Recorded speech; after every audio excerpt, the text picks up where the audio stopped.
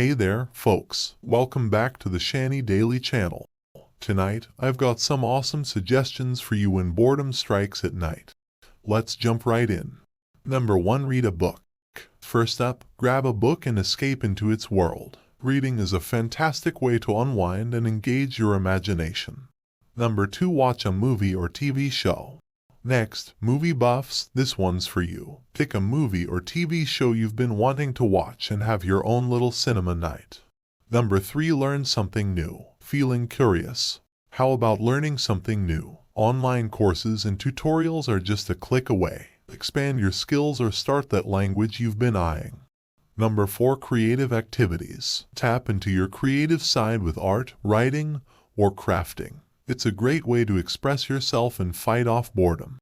Number 5. Mindfulness and relaxation. And finally, wind down with mindfulness. Meditation, deep breathing, or gentle yoga can turn your night into a peaceful retreat. There you have it, 5 quick and easy ways to beat boredom at night.